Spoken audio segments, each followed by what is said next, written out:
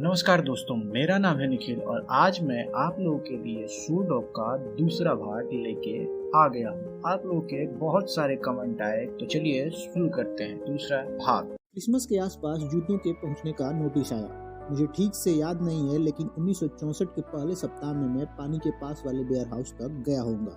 मुझे तो बस इतना याद है कि यह सुबह का वक्त था। मुझे यह भी याद है कि क्लर्कों के दरवाजे के ताले खोलने से पहले ही मैं वहां पहुंच गया था। मैंने उन्हें नोटिस थमाया और वे अंदर गए और जापानी लिखाई वाला एक बड़ा बॉक्स लेकर लौटे। मैं तेजी से घर लौटा, बेसमेंट में गया और बॉक्स को चीर कर खोला। 12 सफेद जूते जिनके बगल में नीले स्ट्राइप थे। हे भगवान, वे सुंदर थे। वे सुंदर से भी ज्यादा थे। मैं फ्लोरेंस या पेरिस में भी उनसे ज्यादा सुंदर चीज नहीं देखी थी। मैं उन्हें संगमरमर के सिंहासन पर या सुनहरे फ्रेमों में मड़वा कर रखना चाहता था। मैं चाहता था कि मैं उन्हें रोशनी के ऊपर करके देखूं, पवित्र वस्तुओं की तरह उन्हें रखूं, जिस तरह कोई लेखक नई नोटबुक या बेसबॉल खिलाड़ी अपने नए बल्लों को करता है। फिर मैं ओरेगन के सबसे पुराने ट्रैक कोच बिल बावरमैन को 2 जोड़ी जूते भेज दिए। मैंने यह सोचे समझे बिना ही कर दिया था, क्योंकि बावरमैन ने ही सबसे पहले मुझे सचमुच सोचने के लिए प्रेरित किया था कि लोग अपने पैर में क्या पहनते हैं। बावरमैन जीनियस कोच थे, बहुत प्रेरक इंसान थे और युवाओं के स्वाभाविक लीडर थे। वे पहनने वाली इस चीज को इंसान के विकास के लिए बेहद महत्वपूर्ण मानते थे, जूते। वे जूतों के दीवाने थे और उन्हें जूतों का जुनून था। 4 साल तक मैं ओरेगन के उनके नेतृत्व में दौड़ा था। इस दौरान बावरमैन बार बार हमारे लॉकर में चुपके से आकर हमारे जूते चुरा लेते थे। वे उनकी कई दिनों तक चीर फाड़ करते थे, उन्हें दोबारा सिलते थे, फिर थोड़ा फेर बदल करके वापस लौटा देते थे, जिससे हम या तो हिरण की तरह फुर्ती से दौड़ने लगते थे या फिर हमारे पैरों में खून निकलने लगता था। परिणाम चाहे जो भी हो, लेकिन वो प्रयोग कभी बंद नहीं करते थे। उन्होंने ठान लिया था कि वे पैर के ऊपरी मध्य भाग को बल देने, मिड सोल में गद्दी लगाने के, सामने वाले पंजे के लिए अधिक जगह बनाने के लिए नए तरीके खोजकर ही दम लेंगे। उनके पास हमेशा कोई न कोई नया डिजाइन रहता था। उनके पास हमारे जूतों को ज्यादा चिकना, ज्यादा नरम या ज्यादा हल्का बनाने की कोई न कोई योजना हमेशा रहती थी, खास तौर पर हल्का। वे कहते थे कि अगर जूतों का 1 औंस भाग भी कम कर दिया जाए तो इसका मतलब है कि 1 मील में 55 पाउंड वजन कम हो जाएगा। वे मजाक नहीं कर रहे थे, वे यह बात ठोस गणित के आधार पर कह रहे थे। औसत मनुष्य का 1 कदम 6 फुट का होता है, यानी 1 मील 5280 फुट में वह 880 कदम चलता है। अगर हर कदम में 1 औंस वजन कम हो जाएगा तो 880 में 55 पाउंड वजन कम हो जाएगा। बावरमैन का दृढ़ विश्वास था कि हल्केपन का सीधा मतलब था कम बोझ, जिसका मतलब था ज्यादा ऊर्जा, जिसका मतलब था ज्यादा गति, और गति का मतलब था जीतना। बावरमैन हारना पसंद नहीं करते थे।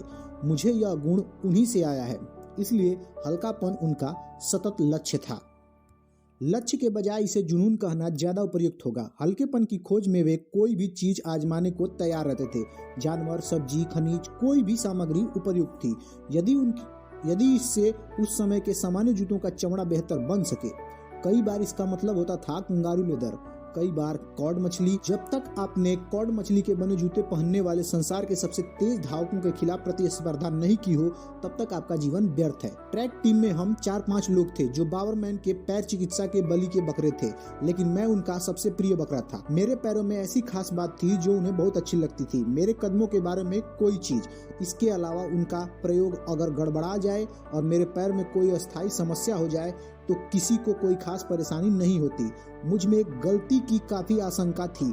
मैं टीम का सर्वश्रेष्ठ खिलाड़ी नहीं था, दूर दूर तक नहीं, इसलिए मेरे मामले में गलतियां गवारा कर सकते थे। टीम में ज्यादा योग्य खिलाड़ियों के मामले में वे अनावश्यक जोखिम लेने की हिम्मत नहीं करते थे। कॉलेज के फर्स्ट ईयर में, सेकेंड ईयर में, थर्ड ईयर में मैं गिनती भूल चुका हूं कि मैं बावरमैन के परिवर्तित समतल जूतों या स्पाइक्स में कितनी सारी दौड़ों में शामिल हुआ हूं। मेरे सीनियर ईयर तक तो स्थिति यहां तक आ गई थी कि वे मेरे सारे जूते पूरी तरह से खुद बनाने लगे थे। जाहिर है मुझे विश्वास था कि यह नया टाइगर, जापान का यह अजीब सा छोटा जूता जिसे मुझ तक पहुंचने में 1 साल से ज्यादा समय लग गया था, मेरे पुराने कोच को आकर्षित करेगा। जाहिर है यह उनके कार्ड जूतों जितना हल्का नहीं था, लेकिन इसमें संभावना थी। जापानी वादा कर रहे थे कि वे इसे और बेहतर बनाएंगे। इससे भी ज्यादा अच्छी बात यह थी कि वह सस्ता था। मैं जानता था कि बावरमैन की अंदरूनी किफायती फितरत को यह बात रास नहीं आएगी। मुझे तो यहाँ तक लगा कि जूतों का नाम ही बावरमैन को पसंद नहीं आएगा। वे आमतौर पर अपने धावकों को ओरेगन के लोग बुलाते थे, लेकिन कभी कभार वे हमें टाइगर बनने के लिए भी उकसाते थे। मैं हमेशा सुनता था कि वे रेस से पहले लॉकर रूम में चहलकदमी करते हैं और हमसे कहते हैं वहाँ जाकर टाइगर बन जाना। अगर आप टाइगर नहीं बनते थे तो अक्सर आपको हैमबर्गर कहते थे। कभी कभार जब हम अपने रेस से पहले बहुत कम भोजन मिलने की शिकायत करते थे तो वे गुर्राते थे। टाइगर सबसे अच्छी तरह शिकार तब करता है जब वह भूखा होता है। मैंने सोचा कि अगर किस्मत अच्छी रही तो कोच अपने टाइगरों के लिए टाइगर जूतों की कुछ जोड़ियों का ऑर्डर दे देंगे, लेकिन चाहे वो ऑर्डर दे या नहीं दे, बावरमैन को प्रभावित करना ही काफी था। यही मेरी नवजात कंपनी के लिए सफलता का प्रतीक होगा। यह संभव है कि मैंने उन दिनों जो काम किया वह हर काम बावरमैन को प्रभावित करने, उन्हें खुश करने के लिए किसी गहरी आशंका से प्रेरित था। डैडी के अलावा वही थे जिनकी प्रशंसा की मुझे ज्यादा लालसा हो, और दिलचस्प बात यह थी कि डैडी के अलावा वही थे जो इतनी कम बार प्रशंसा करता हो। किफायत कोच के रोम रोम में बसी थी। वे प्रशंसा के शब्दों को तौल तौल कर बोलते थे और बिना कटे हीरो की तरह सेंत कर रखते थे। जब आप कोई स्पर्धा जीत लेते थे तो बावरमैन के मुंह से यह सुनना आपकी खुशकिस्मती होती थी, बढ़िया दौड़। यह बिल्कुल सच था जब उनके एक धावक ने अमेरिका में 4 मिनट से कम समय में दौड़ने के चुनौतीपूर्ण काम को पूरा किया और वह ऐसा करने वाले शुरुआती धावकों में से एक था, तो बावर ने उससे ठीक यही कहा था। ज्यादा संभावना इस बात की थी कि बावरमैन खामोश रहेंगे। वे अपने ऊनी ब्लेजर और पुराने वेस्ट में आपके सामने खड़े रहते थे। उनकी सकरी टाई हवा में लहराती थी, उनकी घिसी हुई बेसबॉल कैप नीचे रहती थी और वे एक बार सिर झुकाते थे, शायद घूरते थे। वे बर्फीली नीली आंखें जो सब कुछ अंदर सोख लेती थी, कुछ उजागर नहीं करती थी। हर व्यक्ति बावरमैन के बहुत आकर्षक चेहरे मोहरे की बात करता था, उनके छोटे बालों की, उनके छड़ी जैसे सीधे खड़े होने की, उनके निचले जबड़े की, लेकिन हमेशा मुझे उनकी शुद्ध बैगनी नीली निगाह जादुई लगती थी। और मुझे यह एहसास पहले दिन से ही था। जिस पल मैं अगस्त 1955 में ओरेगन यूनिवर्सिटी आया, उसी पल से मैं बावरमैन से प्रेम करने लगा था और उनसे डरने भी लगा था। इन शुरुआती आवेगों में से कोई भी कभी दूर नहीं हुआ, वे हमेशा हमारे बीच मौजूद रहे। मैंने उस आदमी से कभी प्रेम करना नहीं छोड़ा और मैं कभी पुराने डर को बाहर निकलने का कोई तरीका नहीं खोज पाया। कई बार डर कम रहता था और कई बार ज्यादा रहता था। प्रेम और डर वही दोहरे भाव जो मैंने अपने डैडी के प्रति महसूस किया था। मैं कई दफा सोचता हूँ कि यह क्या संजोग था कि बावरमैन और मेरे डैडी, जो दोनों ही रहस्यमय थे, दोनों ही लीडर थे, दोनों ही अबूझ थे, का नाम बिल था और दोनों इंसानों के मुंह पास अलग अलग थे। मेरे डैडी कसाई के बेटे थे और हमेशा सम्मान के प्रति दौड़ते रहते थे। दूसरी तरफ बावरमैन, जिनके पिता ओरेगन के गवर्नर रह चुके थे, सम्मान को जरा भी महत्व नहीं देते थे।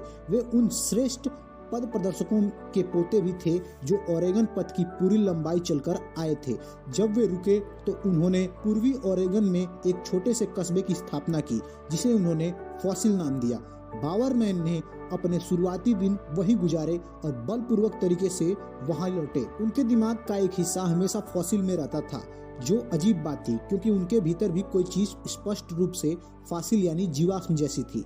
कठोर और भूरा उनमें पुरुषत्व का प्रागैतिहासिक रुझान था, दृढ़ता और ईमानदारी का एक ऐसा मिश्रण जो लिंडन जॉनसन के अमेरिका में दुर्लभ था। आज यह लगभग लुप्त हो चुका है। वे युद्ध के नायक भी थे, जाहिर है वे थे। इटली के आल्प्स पर्वत पर तैनात 10th माउंटेन डिवीजन में मेजर के रूप में बावरमैन ने कई लोगों पर गोलियां चलाई थी और उनमें से कुछ ने पलटकर गोली चलाई थी। अगर आप युद्ध और 10th माउंटेन डिवीजन और उनकी आत्मा में इनकी केंद्रीय भूमिका को नजरअंदाज करना चाहते हैं, तब भी बावरमैन इस काम को आपके लिए मुश्किल बना देते थे। वे हमेशा चमड़े का एक घिसा पिटा ब्रीफकेस लेकर चलते थे जिसके बगल में सुनहरे अक्षर में रोमन अंक 10 अंकित था। अमेरिका के सबसे मशहूर ट्रैक कोच बावरमैन कभी खुद को ट्रैक कोच नहीं मानते थे। उन्हें कोच कहे जाना सख्त नापसंद था। उनकी पृष्ठभूमि और उनकी संरचना को देखते हुए वे स्वाभाविक रूप से ट्रैक यानी दौड़ने के मार्ग को किसी उद्देश्य का साधन मानते थे। वे खुद को प्रतिस्पर्धी प्रतिक्रियाओं का प्रोफेसर कहते थे। वे मानते थे और बताते भी रहते थे कि उनका काम आपको ओरेगन से बहुत दूर भविष्य में आने वाले संघर्षों और प्रतिस्पर्धाओं के लिए तैनात करता है। उनके इस ऊंचे उद्देश्य के बावजूद या शायद इसके कारण ओरेगन में सुविधाएं बहुत कम थी। सीली लकड़ी की दीवारें और ऐसे लॉकर जिन पर कई दशकों से पुताई नहीं हुई थी। लॉकरों का कोई दरवाजा नहीं था, बस पतली पट्टियां थीं जो आपके सामान को बगल वाले खिड़की के सामान से अलग करती थीं। हम अपने कपड़े कीलों पर टांगते थे, जंग लगी कीलों पर। हम कई बार मोजों के बिना दौड़ते थे। शिकायत करने की बात कभी हमारे दिमाग में आई ही नहीं। हम अपने कोच को सेनापति की तरह देखते थे, जिसके आदेश पर हमें तुरंत और अंधों की तरह पालन करना था। मेरे दिमाग में वे एक ऐसे पैटर्न थे जिसके हाथ में स्टॉपवॉच थी, और पैटर्न वह तब होते थे जब वे देवता नहीं होते थे। सभी प्राचीन देवताओं की तरह बावरमैन पहाड़ी के शिखर पर रहते थे। उनका भव्य रेंच कैंपस के ऊपर के पर्वत पर शिखर था, और जब वे अपनी निजी ओलिम्पस पर्वत पर आराम करते थे तो वे देवताओं की तरह प्रतिशोध भी ले सकते थे। मेरी टीम के एक साथी ने मुझे यह कहानी बताई जो इस तथ्य को अच्छी तरह उजागर करती थी। एक ट्रक ड्राइवर अक्सर बावरमैन माउंटेन पर शांति भंग करने की जुर्रत करता था। वह बहुत तेज से मुड़ता था और प्राय बावरमैन के मेल बॉक्स को टक्कर मारकर गिरा देता था। बावरमैन ने ट्रक ड्राइवर को झिड़का, उसकी नाक तोड़ने की धमकी दी, लेकिन ट्रक ड्राइवर ने कोई ध्यान नहीं दिया। वह हर दिन अपनी मस्ती में ट्रक चलाता रहा। इस पर गुस्सा होकर बावरमैन ने मेल बॉक्स में विस्फोटक पदार्थ भर दिया। अगली बार जब ट्रक ड्राइवर ने मेल बॉक्स को टक्कर मारी तो धमाका। जब धुआं साफ हुआ तो ट्रक ड्राइवर ने देखा कि उसके ट्रक के टुकड़े हो गए थे और इसके टायरों की चिंदी उड़ गई थी। उसने दोबारा कभी बावरमैन के मेल बॉक्स को छुआ तक नहीं। इस तरह के इंसान से आप कभी पंगा लेना नहीं चाहते थे, खास तौर पर अगर आप पोर्टलैंड के उपनगरों के मध्यम दूरी के दुबले पतले धावक हों। मैं हमेशा बावरमैन के आसपास दबे पांव चलता था, फिर भी वे अक्सर मेरे सामने आपाक खो देते थे। हालांकि मुझे केवल एक ही बार याद है जब वे सचमुच चिढ़ गए थे। मैं सेकेंड ईयर में था और अपनी दिनचर्या से थक गया था। सारी सुबह कक्षाएं, सारी दोपहर अभ्यास और सारी रात होमवर्क। एक दिन मुझे ऐसा लगा कि मुझे फ्लू हो रहा था, इसलिए मैं बावरमैन के ऑफिस यह कहने गया था कि मैं उनसे दोपहर को अभ्यास नहीं कर पाऊंगा। उन्होंने कहा, अच्छा, इस टीम का कोच कौन है? आप हैं। ठीक है, तो इस टीम का कोच होने के नाते मैं तुमसे कह रहा हूँ कि तुम यहाँ से दफा हो जाओ। और हाँ, आज हम टाइम ट्रायल लेने जा रहे हैं। मेरे आंसू निकलने वाले थे, लेकिन मैंने खुद को संभाला। आवेश की सारी भावनाओं को अपनी दौड़ में लगा दिया और उस साल के सबसे बेहतरीन में से एक था। जब मैं ट्रैक से लौटा तो मैंने गुस्से से बावरमैन को घूरा। अब तो खुश हो तुम? उन्होंने मुझे देखा, अपनी स्टॉपवॉच को देखा, एक बार फिर मुझे देखा, सिर हिलाया। उन्होंने मेरी परीक्षा ले ली थी। उन्होंने मुझे तोड़ दिया था और दोबारा बना दिया था जूतों की तरह, और मैं सफल रहा था। उसके बाद मैं सचमुच उनके ओरेगन के पुरुषों में से एक बन गया था। उस दिन के बाद मैं एक टाइगर था। मुझे बावरमैन का तुरंत ही पत्र मिला। उन्होंने उसमें लिखा था कि वे अगले सप्ताह पोर्टलैंड आ रहे थे क्योंकि वहाँ ओरेगन इंडोर हो रहा था। उन्होंने मुझे कॉस्मोपॉलिटन होटल में लंच के लिए आमंत्रित किया जहाँ टीम रुकने वाली थी। 25 जनवरी 1964।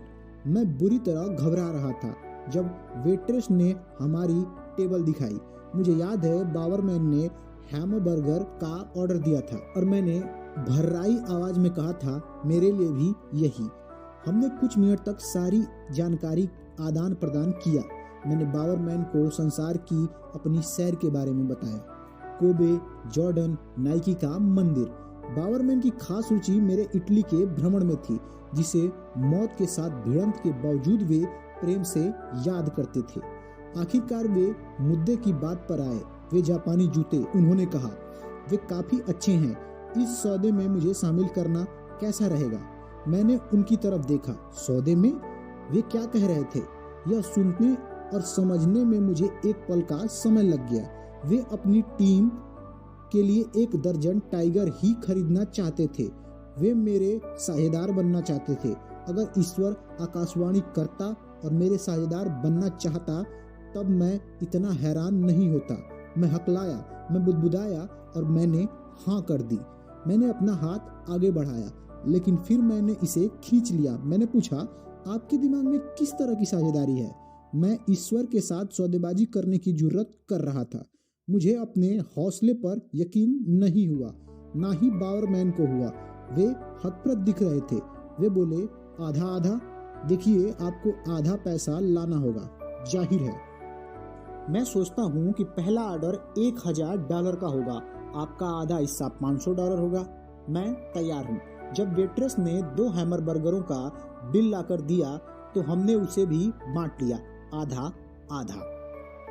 मुझे यह याद है, हालांकि अगले दिन या शायद अगले कुछ दिनों या सप्ताहों में, और हालांकि सभी दस्तावेज मेरी स्मृति का विरोध करते हैं। पत्र, डायरी, अपॉइंटमेंट, बुक्स निश्चित रूप से दिखाते हैं कि यह काफी बाद में हुआ, लेकिन मुझे जो याद है वो स्पष्ट रूप से याद है। और कोई तो कारण होगा कि यह मुझे इस तरह याद है।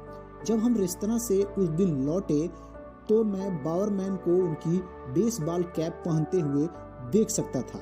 मैं उन्हें उनकी सकरी टाई सीधी करते देख सकता था। मैं उन्हें यह कहते हुए सुन सकता था, तुम्हें मेरे वकील जॉन जैकवा से मिलने आना होगा, वह इसे लिखने में हमारी मदद कर सकता है। चाहे जो हो, कई दिनों बाद, हफ्तों बाद, बरसों बाद यह मीटिंग इस तरह हुई। मैं बावरमैन के पत्थर के किले तक कार से गया। इसके दुर्गम होने पर हमेशा की तरह मैं हैरान हुआ। ज्यादा लोग यहाँ तक नहीं पहुँच पाते थे। कोबर्ग रोड से मैकेजी ड्राइव पर चलें, जब तक कि आपको एक घुमावदार कच्ची सड़क नहीं मिल जाती जो जंगल के पहाड़ के ऊपर 2 मील जाती थी। अंततः आप एक खाली जगह पर आ जाते हैं जहां गुलाब की बेलें हैं, अकेले वृक्ष हैं और एक सुखद मकान है, छोटा लेकिन ठोस और पत्थर की बनावट वाला। बावरमैन ने इसे खुद अपने हाथों से बनाया था। जब मैंने अपनी वेलिएंट को पार्किंग में खड़ा किया तो मैं सोच रहा था कि वे अकेले इतना कमर तोड़ू काम कैसे कर पाए थे। जो आदमी एक पहाड़ हिलाता है वह छोटे पत्थर उठाकर शुरुआत करता है। घर के आसपास लकड़ी का एक चौड़ा पोर्च था जहाँ पर कैंप चेयर थी। इन्हें भी उन्होंने खुद बनाया था। वहाँ के मैकेजी नदी का नजारा दिखता था और मुझे विश्वास करने में ज्यादा दिक्कत नहीं होती कि बावरमैन ने तटों के बीच नदी को भी खुद ही अपने हाथों में रखा था। अब मैंने बावरमैन को पोर्च पर खड़े देखा। उन्होंने नजरें घुमाई और मेरी कार की तरफ डग भरते हुए आए। जब वे अंदर आ गए तो मुझे उस दिन ज्यादा छुटपुट बातचीत की याद नहीं है। मैंने उन्हें बैठाया और उनके वकील के घर की तरफ चल दिया। बावरमैन के वकील और सबसे अच्छे मित्र के अलावा जैकवा उनके पड़ोसी भी थे।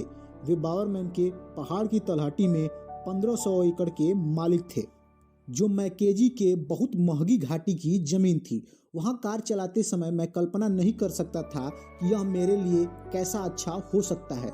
निश्चित रूप से बावरमैन के साथ तो मुझे कोई दिक्कत नहीं थी और हमने सौदा कर लिया था, लेकिन वकील हमेशा चीजों को गड़बड़ कर देते थे। वकील गड़बड़ी करने में विशेषज्ञ होते हैं। इस दौरान बावरमैन मेरे दिमाग को राहत पहुंचाने के लिए कुछ नहीं कर रहे थे। वे सीधे तनकर बैठे और नजारे को निहारते रहे। गूंजती खामोशी के बीच मैंने सड़क पर निगाह रखी और बावरमैन के विचित्र व्यक्तित्व पर विचार किया, जो उनकी हर चीज में दिखता था। वे हमेशा लोगों के सहज बोध के खिलाफ जाते थे। मिसाल के तौर पर वे अमेरिका के पहले कॉलेज कोच थे जो आराम को महत्व देते थे, जो शरीर की मरम्मत को भी मेहनत जितना ही महत्वपूर्ण मानते थे। लेकिन जब वे आपसे मेहनत कराते थे तो वे आपका तेल निकाल देते थे। बावरमैन की 1 मील दौड़ने की रणनीति सरल थी। पहले 2 लैप तेज गति से दौड़ो, तीसरी लैप में उतनी कसकर दौड़ो जितनी तेज से आप दौड़ सकते हो, फिर चौथी लैप में अपनी गति को 3 गुना कर लो। इस रणनीति में जेन जितनी सरलता थी, क्योंकि यह असंभव था, लेकिन यह कारगर रहता था। बावरमैन ने 4 मिनट से कम समय में 1 मील दौड़ने वाले जितने लोगों को कोचिंग दी उतनी किसी ने नहीं दी। बहरहाल मैं उनमें शामिल नहीं था और उस दिन मैं यह सोच रहा था कि क्या मैं उस अति महत्वपूर्ण आखिरी लैप में एक बार फिर कमरतर साबित होने वाला था। हमें जैक्वा अपने पोर्च में खड़े मिले। मैं उनसे 1-2 प्रतिस्पर्धाओं में पहले भी मिल चुका था, लेकिन मैंने उन्हें कभी बहुत अच्छी तरह से देखा नहीं था। हालांकि उन्हें चश्मा लगा था और वे अधेड़ हो रहे थे, लेकिन वे वकील की मेरी कल्पना से कोसों दूर थे। वे बहुत ज्यादा मजबूत और कठोर थे। बाद में मुझे पता चला कि वे हाई स्कूल में स्टार फुटबॉल बैक रह चुके थे और पोमोना कॉलेज में 100 मीटर दौड़ने वाले सर्वश्रेष्ठ खिलाड़ियों में से एक थे। उनमें अब भी वही कमाल की खिलाड़ी वाली शक्ति थी। यह उनसे हाथ मिलाने में ही समझ आ गया। खिलाड़ी नौजवान, वे बोले, मुझे बांह से पकड़कर अपने लिविंग रूम में ले गए। मैं आज तुम्हारे जूते पहनने वाला था, लेकिन मैंने उन पर गाय का गोबर गिरा दिया। जनवरी का यह दिन ओरेगन का सामान्य दिन था। हल्की फुल्की बारिश की वजह से सब कुछ गहरी गीली ठंड में लिपटा हुआ था। हम जैक्वा की चिमनी के आसपास की कुर्सियों पर बैठ गए। मैंने आज तक इससे बड़ी चिमनी नहीं देखी। यह इतनी बड़ी थी कि आप इसमें 12 सिंह को भी भून सकते थे। मोटे पाइप के आकार की कई लट्ठों के आसपास लपटें उठ रही थी। बगल वाले दरवाजे से जैक्वा की पत्नी एक ट्रे लेकर आईं, गर्म चॉकलेट के मग। उन्होंने पूछा कि मैं फिंटी मलाई पसंद करूंगा या मार्शमैलोज।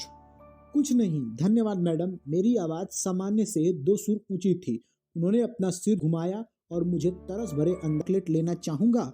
हाँ मैडम, और क्या मार्शमैलोज भी? उस दिन के बाद मैंने ओनित्सुको को पत्र लिखकर पूछा कि क्या मैं पश्चिमी अमेरिका में टाइगर शूज का एकमात्र डिस्ट्रीब्यूटर बन सकता हूँ। फिर मैंने उनसे टाइगर्स की 300 जोड़ियां भेजने को कहा, जल्दी से जल्दी। $3.33 के भाव पर लगभग $1000 के जूते। बावरमैन के आधे हिस्से के बावजूद मेरे पास इतनी जमा पूंजी नहीं थी। एक बार फिर मैंने अपने डैडी को पटाने की कोशिश की। इस बार वे बिदक गए। उन्हें शुरुआत में मेरी मदद करने के बारे में दिक्कत नहीं थी, लेकिन वे नहीं चाहते थे कि मैं हर बार उनके सामने हाथ फैलाता रहूं। इसके अलावा वे सोचते थे कि यह जूते वाली चीज हंसी मजाक थी। उन्होंने मुझे ओरेगन और स्टैनफोर्ड इसलिए नहीं भेजा था कि मैं घर घर जाकर जूते बेचने वाला सेल्समैन बनूं। उन्होंने कहा गधे की तरह घूमना। उन्होंने यह कहा था। वे बोले थे, बक तुम्हें क्या लगता है तुम कितने समय तक इन जूतों के साथ गधे की तरह घूमते रहोगे? मैंने कंधे उचकाए। पता नहीं डैडी। मैंने अपनी माँ की तरफ देखा। हमेशा की तरह वे कुछ नहीं बोली। वे बस मुस्कुराई, स्पष्टता से, सुंदरता से। यह स्पष्ट था कि मुझे अपना संकोच उन्हीं से मिला है। मैं अक्सर सोचता हूँ कि काश मुझे उनसे सुंदरता भी मिली होती। पहली बार जब डैडी ने मेरी माँ को देखा था तो उन्होंने यह सोचा था कि वे वस्त्रों की नुमाइश करने वाली डमी हैं। वे रोजबर्ग के इकलौते डिपार्टमेंटल स्टोर के पास से पैदल जा रहे थे और वहां वे शाम के गाउन की मॉडलिंग करती हुई विंडो के पास खड़ी थी। वे जीती जागती लड़की थी। इस एहसास के बाद डैडी सीधे घर गए थे और अपनी बहन से अनुरोध किया था कि वह विंडो वाली सुंदर लड़की का नाम पता करे। उनकी बहन ने ऐसा ही किया। उन्होंने आकर बताया, लोटा हैटफील्ड। 8 महीने बाद डैडी ने उन्हें लोटा नाइट बना लिया। उस वक्त मेरे डैडी स्थापित वकील बनने की राह पर थे। वे उस भयंकर गरीबी से बचने की राह पर थे जिसने उनके बचपन को परिभाषित किया था। वे 28 साल के थे। मेरी माँ जो उस समय 21 साल की थी, उनसे भी ज्यादा गरीबी में पली बड़ी थी। उनके डैडी यानी मेरे नाना जी रेल रोड कंडक्टर थे। गरीबी उन दोनों के बीच की गिनी चुनी समानताओं में से एक थी। कई मायनों में वे विपरीत ध्रुवों के आकर्षण का आदर्श उदाहरण थे। मेरी माँ लंबी और सुंदर थी। उन्हें घर के बाहर रहना पसंद था और वे किसी खोई हुई आंतरिक शांति हासिल करने की जगहें लगातार खोजती रहती थी। मेरे डैडी नाटे थे और अपनी 20-450 की आंखों की रोशनी को सही करने के लिए पहने गए मोटे किनारी रहित चश्मे में औसत दिखते थे। वे शिक्षा तथा कड़ी मेहनत के जरिए मुख्यतः सम्मानित बनने, अपने अतीत से उबरने के लिए हर दिन एक युद्ध लड़ते रहते थे। अपने लॉ स्कूल की क्लास में वे दूसरे स्थान पर रहते थे। वे हमेशा अपने प्रतिलिपि वाले पेपर में सी ग्रेड के बारे में शिकायत करते रहते थे। उन्हें ऐसा लगता था कि प्रोफेसर ने उनकी राजनीतिक रुझान की वजह से दंडित किया था। उन दोनों के व्यक्तित्व पूरी तरह से विपरीत थे और इस कारण जब समस्याएं खड़ी हुई तो मेरे माता पिता उसी चीज के सहारे साथ रहे जो उनमें सबसे गहराई से समान थी। उनका यह विश्वास कि परिवार सबसे पहले आता है। जब यह आम राय काम नहीं करती थी तो मुश्किल दिन आ जाते थे और रातें भी। डैडी शराबी बन जाते थे, माँ पत्थर बन जाती थी। बहरहाल माँ के बाहरी दिखावे से कोई भी धोखा खा सकता था, खतरनाक रूप से। उनकी खामोशी की वजह से लोग उन्हें दब्बू समझ लेते थे, लेकिन माँ अक्सर उन्हें आश्चर्यजनक तरीके से याद दिलाती थी कि वे ऐसी नहीं थी। मिसाल के तौर पर वह घटना जब मेरे पिताजी ने नमक कम खाने से इनकार कर दिया, हालांकि डॉक्टर ने चेतावनी दी थी कि उनका ब्लड प्रेशर बढ़ गया है। मेरी माँ ने घर की सारी नमकदानियों में मिल्क पाउडर भर दिया और वह दिन भी जब मेरी बहनें और मैं लंच के लिए कोहराम मचाए जा रहे थे, जबकि वे हमसे शांत रहने को कह रही थी। अचानक माँ जंगलियों की तरह चीखी और एक सलाद सैंडविच को दीवार पर फेंक कर दे मारा। फिर वे घर से बाहर चली गईं, लान को पार किया और गायब हो गईं। मैं दीवार पर रिश्ते एग सलाद के दृश्य को नहीं भूल पाऊंगा, जबकि मेरी माँ की सनरेज दूर के पेड़ों में गायब हो रही थी। शायद कोई भी चीज मेरी माँ के सच्चे स्वभाव को उतना उजागर नहीं करती थी जितनी कि वे बारंबार की ड्रिलें या अभ्यास जो वो मुझसे कराती थी। बचपन में उन्होंने अपने पड़ोसी के मकान को जलकर खत्म होते देखा था। अंदर एक व्यक्ति मर गया था, इसलिए वे अक्सर मेरे बिस्तर के पाए से एक रस्सी बांध देती थी और मुझे हिदायत देती थी कि मैं दूसरे मंजिल की खिड़की के बाहर निकलकर रस्सी के सहारे उतर जाऊं। इस दौरान वे घड़ी लेकर यह देखती थी कि मैं यह काम कितने समय में किया। पड़ोसी क्या सोचेंगे, मैं क्या सोचूंगा। माँ के हिसाब से हमें यह सोचना चाहिए था कि जीवन खतरनाक है और यह भी कि हमें हमेशा तैयार रहना चाहिए, और यह भी कि मेरी माँ मुझसे प्यार करती थी। जब मैं 12 साल का था तो लेस स्टीयर्स अपने परिवार के साथ सड़क के पार रहने आए। वे मेरे सबसे अच्छे मित्र जैकी एमोरी के बगल में रहने आए थे। एक दिन मिस्टर स्टीयर्स ने जैकी के पिछवाड़े में हाई जंप कोर्स बनाया और जैकी तथा मैं कोशिशें करने लगे। हम दोनों ही 4 फुट 6 इंच की ऊंचाई पर जाकर रुक गए, जो अधिकतम था। मिस्टर स्टीयर्स बोले, शायद तुम में से कोई किसी दिन विश्व कीर्तिमान तोड़ देगा। बाद में मुझे पता लगा कि उस वक्त का विश्व कीर्तिमान 6 फुट 11 इंच था और मिस्टर स्टीयर्स के नाम पर ही था। अचानक मेरी माँ प्रकट हुई। वे बागवानी के स्लैक्स और गर्मियों का ब्लाउज पहने हुई थी। ओह, मैंने सोचा हम मुश्किल में थे। उन्होंने मेरी स्थिति को देखा, उन्होंने मुझे और जैकी को देखा, फिर मिस्टर स्टीयर्स को देखा। उन्होंने कहा, कृपया छड़ ऊपर कर दें। उन्होंने अपने जूते उतारे, निशान बनाया और तेजी से दौड़ने लगी और 5 फुट की ऊंचाई आसानी से लांघ ली। उस समय मुझे उन पे जितना गर्व हुआ था उतना शायद कभी नहीं हुआ। उस पल मैंने सोचा कि वे शानदार थीं। इसके बाद जल्दी ही मुझे एहसास हो गया कि वे गृहिणी होने के साथ साथ खेलों से प्रेम भी करती थी। यह मेरा 2nd ईयर था। मेरे पैर के नीचे एक मस्सा हो गया था जो दर्द करता था। पैरों के विशेषज्ञ ने सर्जरी की सलाह दी, जिसका मतलब था मेरा ट्रैक एक सीजन छूट जाएगा। मेरी माँ ने उस विशेषज्ञ से केवल 2 शब्द कहे, स्वीकार नहीं। वे दवाई की दुकान पर गई और मस्सा हटाने वाली शीशी ले आई, जिसे वे हर दिन मेरे पैर पर लगाती थी। फिर हर 2 सप्ताह बाद वे एक कार्विंग नाइफ से उस मस्से को साफ करती थी। इस तरह एक वक्त ऐसा आया जब वह मस्सा पूरा हट गया। उस बसंत में मैंने दौड़ में अपना सबसे अच्छा प्रदर्शन किया। इसलिए जब मेरे डैडी ने मुझ पर गधे की तरह घूमने का आरोप लगाया तो मुझे ज्यादा हैरानी नहीं होनी चाहिए थी कि मेरी माँ क्या कदम उठाएगी। माँ ने सामान्य अंदाज में अपना पर्स खोला और $60 निकाले। मैं लिम्बर अप्स की एक जोड़ी खरीदना चाहूंगी, उन्होंने इतनी जोर से कहा कि डैडी भी सुन ले।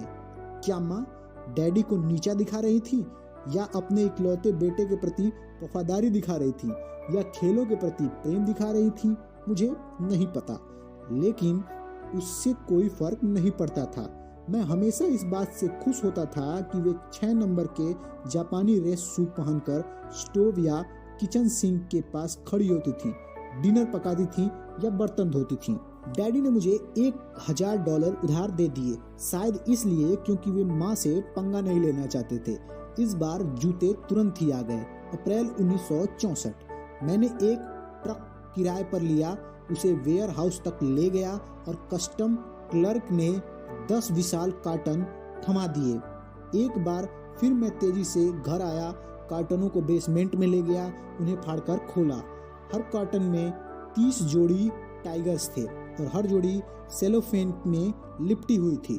शू बॉक्स बहुत ज्यादा महंगे पड़ते। कुछ ही मिनटों में बेसमेंट जूतों से भर गया। मैं उन पर आसक्त था। मैंने उनका अध्ययन किया, मैं उनके साथ खेला, मैं उन पर लेटा भी। फिर मैं उन्हें रास्ते से दूर हटाया और भट्टी के चारों ओर तथा पिंग पोंग टेबल के नीचे जमा किया, यथासंभव वॉशर और ड्रायर से दूर, ताकि मेरी माँ को कपड़े धोने में परेशानी नहीं हो। अंत में मैंने एक जोड़ी को पहनकर देखा। मैंने बेसमेंट में गोल गोल दौड़ने लगा। मैं खुशी से कूदा। कुछ दिनों बाद मिस्टर मियाजाकी का एक पत्र आया। हाँ, उन्होंने कहा, आप पश्चिमी हिस्से में ओनित्सुका के डिस्ट्रीब्यूटर बन सकते हैं। मुझे बस इतने की ही जरूरत थी। डैडी को दहशत हुई और माँ को विध्वंसकारी आनंद आया। जब मैंने अकाउंटिंग फर्म की नौकरी छोड़ दी और उस पूरे वसंत मैंने अपने वैलिएंट के ट्रक से जूते बेचने के अलावा कुछ काम नहीं किया। मेरी बिक्री की रणनीति आसान थी और मेरे हिसाब से बहुत शानदार थी। जब खेलों के 2-3 स्टोर्स ने मुझे इनकार कर दिया, बेटा इस संसार को एक और ट्रैक शू की जरूरत नहीं, तो इसके बाद मैं पूरे पैसिफिक नॉर्थ वेस्ट में कार से विभिन्न रेसिंग स्पर्धाओं में जाने लगा। वहां मैं स्पर्धाओं के बीच कोचों से, धावकों से और प्रशंसकों से बातचीत करता था तथा उन्हें अपने जूते दिखाता था। प्रतिक्रिया हमेशा वही रहती थी। ऑर्डर इतनी तेजी से मिलते थे कि मैं लिख नहीं पाता था। कार से पोर्टलैंड लौटते वक्त मैं बिक्री के क्षेत्र में अपनी अकस्मात सफलता पर हैरान होता था। मैं इंसाइक्लोपीडिया नहीं बेच सकता था और मैं इससे बुरी तरह नफरत करता था। मैं म्यूचुअल फंड बेचने में थोड़ा सा बेहतर था, लेकिन मैं अंदर से मुर्दनी महसूस करता था। तो फिर जूते बेचने में मुझे परेशानी क्यों नहीं आ रही थी? क्योंकि मुझे एहसास हुआ यह बेचने की श्रेणी में नहीं आता था। मैं दौड़ने में विश्वास करता था। मुझे यह विश्वास था कि अगर लोग हर दिन बाहर निकलकर कुछ मिनट दौड़ लें तो संसार एक बेहतर जगह बन जाएगा, और मुझे विश्वास था कि ये जूते दौड़ने के लिए सबसे अच्छे थे। लोग मुझसे नहीं, मेरे विश्वास से प्रभावित होते थे और मेरे लिए भी वही विश्वास चाहते थे। विश्वास, मैंने निर्णय लिया, विश्वास अत्यंत सम्मोहक होता है और आप इसका प्रतिरोध नहीं कर सकते। कई बार लोग मेरे जूते इस तरह खरीदना चाहते थे कि वे मुझे पत्र लिखकर या फोन करके बताते थे कि उन्होंने नए टाइगर जूतों के बारे में सुना है और वे एक जोड़ी खरीदना चाहते हैं। क्या मैं उन्हें भेज सकता हूँ? Cash on delivery. मेरे कोशिश किए बिना ही मेरे मेल ऑर्डर व्यवसाय का जन्म हो गया था। कई बार लोग मेरे माता पिता के घर पर धमक पड़ते थे। हर कुछ रातों में दरवाजे की घंटी बजती थी और मेरे डैडी बड़बड़ाते हुए अपने विनाइल रिक्लाइनर से उठते थे, टीवी की आवाज कम करते थे और सोचते थे कि जाने कौन टपक पड़ा। वहाँ पोर्च पर कोई दुबला पतला लड़का खड़ा रहता था जिसके पैर अजीब तरीके से मांसपेशीय थे, जो नजरें चुराता था और हिलता डुलता रहता था जैसे कोई नशेड़ी हमला करने की फिराक में हो। वह लड़का कहता था, बक हैं। डैडी किचन से नौकरों के क्वार्टर्स में मुझे आवाज लगाते थे। मैं बाहर आता था, बच्चे को अंदर बुलाता था, उसे सोफे पर बिठाता था, फिर उसके सामने झुककर उसके पैरों का नाप लेता था। डैडी जेब में हाथ डालकर पूरी गतिविधियों को अविश्वास से देखते थे। जो लोग घर पर आए थे उनमें से ज्यादातर ने मौखिक प्रचार की बदौलत मुझे खोजा था, दोस्त का दोस्त, लेकिन कुछ ने मुझे विज्ञापन के मेरे पहले प्रयास की बदौलत भी खोजा था। एक पैफलेट जिसे मैंने तैयार किया था और स्थानीय प्रिंट शॉप से छपवाया था। ऊपर बड़े अक्षरों में लिखा था, जूतों पर सबसे अच्छी खबर, यूरोपीय ट्रैक शू के आधिपत्य को जापान की चुनौती। फिर पैफलेट में समझाया गया था श्रम की कम जापानी लागत के कारण एक रोमांचक नई कंपनी के जूते $6.95 से बहुत कम भाव पर बेच रही है। नीचे मेरा पता और फोन नंबर था। मैंने उन्हें पूरे पोर्टलैंड में चिपका दिया था। 4 जुलाई 1964 को जूतों की मेरी पहली खेप पूरी बिक गई। मैंने टाइगर को पत्र लिखकर 900 जूतों का नया ऑर्डर दे दिया, यानी लगभग $3000। इससे डैडी का घर पर रखा पैसा खत्म हो गया और उनका धैर्य भी। उन्होंने कहा डैडी का बैंक अब बंद हो गया है, फिर भी वे मन मसोस कर मुझे गारंटी पत्र देने को तैयार हो गए, जिसे लेकर मैं first national bank of Oregon गया। डैडी की प्रतिष्ठा के दम पर बैंक ने लोन का अनुमोदन कर दिया और कोई गारंटी नहीं मांगी। डैडी की सम्मान की खोज से आखिरकार लाभ हो रहा था, कम से कम मुझे। मेरे पास एक सम्मानित साझेदार थे, एक बैंक था और एक ऐसा प्रोडक्ट था जो खुद बिक रहा था। मैं 7वें आसमान पर था। दरअसल जूते इतने अच्छे बिक रहे थे कि मैंने एक और सेल्समैन को नियुक्त करने का निर्णय लिया, शायद 2, कैलिफोर्निया में। समस्या यह थी कैलिफोर्निया कैसे जाऊं। एक बात तो तय थी कि मेरे पास हवाई जहाज का किराया नहीं था और मेरे पास कार ले जाने का समय नहीं था, इसलिए हर दूसरे वीकेंड पर मैं टाइगर्स को भारी बैग में पैक करता था, सेना की अपनी सबसे कड़क यूनिफॉर्म पहनता था और स्थानीय सैन्य हवाई अड्डे की ओर चल देता था। यूनिफॉर्म देखकर वे लोग अगले सैनिक विमान से मुझे सैन फ्रांसिस्को या लॉस एंजलिस तक पहुंचा देते थे और कोई सवाल नहीं पूछते थे। जब मैं लॉस एंजलिस जाता था तो मैं स्टैनफोर्ड के अपने पुराने मित्र चक केल से टकराकर और भी ज्यादा पैसे कमाता था। जब मैंने उद्यमिता की क्लास में रनिंग शू पर रिसर्च पेपर प्रस्तुत किया था तो कैल नैतिक समर्थन देने के लिए वहां मौजूद था। लॉस एंजलिस में एक वीकेंड पर मैं ऑक्सीडेंटल कॉलेज में एक स्पर्धा में गया। हमेशा की तरह मैं अंदरूनी इलाके की घास पर खड़ा था और जूतों को उनका जादू करने दे रहा था। अचानक एक आदमी चलकर आया और उसने अपना हाथ बढ़ाया। चमकती आंखें, आकर्षक चेहरा, दरअसल बहुत आकर्षक, हालांकि दुख भरा भी। उसके हाव भाव की ठोस शांति के बावजूद उसकी आंखों के आसपास कोई दुखद चीज थी, लगभग त्रासदी जैसी। इसके अलावा कुछ जाना पहचाना भी था। फिल, वह बोला। हाँ, मैंने कहा। वह बोला, जेफ जॉनसन। जाहिर है जॉनसन। मैं स्टैनफोर्ड में उसे जानता था। वह एक धावक था, काफी ठीक ठाक मील दौड़ने वाला था और हम कई खुली प्रतिस्पर्धाओं में एक दूसरे से प्रतिस्पर्धा कर चुके थे और कई बार वह मेरे और केल के साथ दौड़ने तथा इसके साथ खाने पीने भी गया था। मैंने कहा, वाह जेफ, इन दिनों क्या चल रहा है? वह बोला, ग्रेड स्कूल, मानव शास्त्र की पढ़ाई। उसने सामाजिक कार्यकर्ता बनने की योजना बनाई थी। मैंने एक भौं ऊपर उठाते हुए कहा, मजाक मत करो। जॉनसन सामाजिक कार्यकर्ता किस्म का नहीं दिखता था। मैं उसे नशे के आदमियों को परामर्श देते या अनाथों को घर आवंटित करते हुए नहीं देख सकता था, ना ही वह मानव शास्त्री जैसा दिखता था।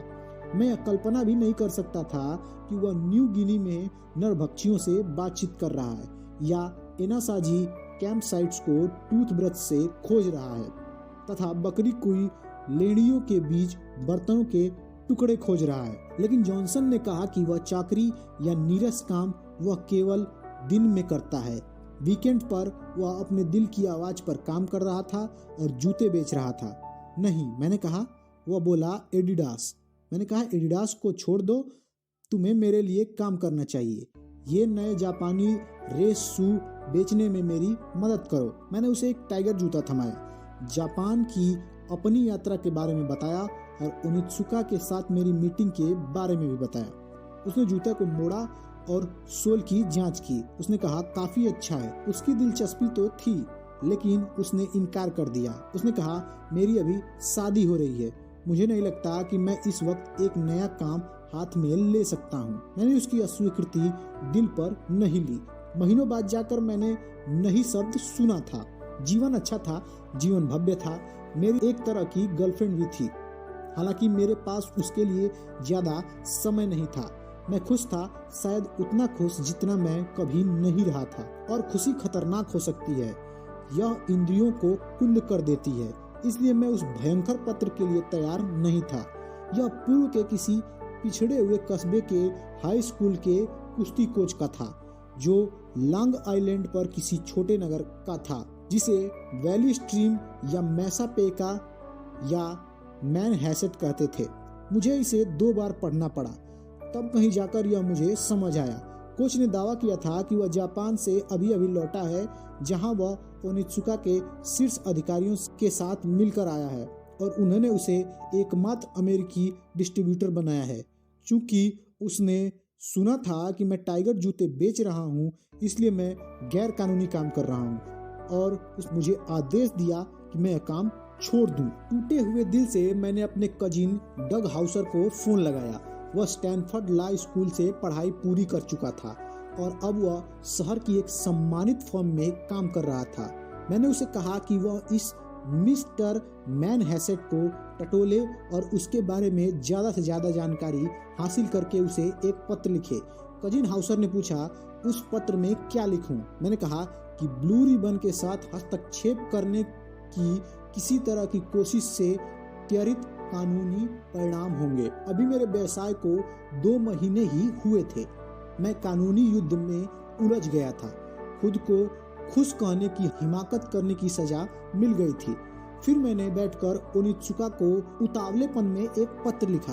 प्रिय महोदय, आज सुबह मुझे मैनहैसेट न्यूयॉर्क के एक आदमी का पत्र मिला, जिससे मुझे काफी दुख पहुंचा, जिसका दावा है ...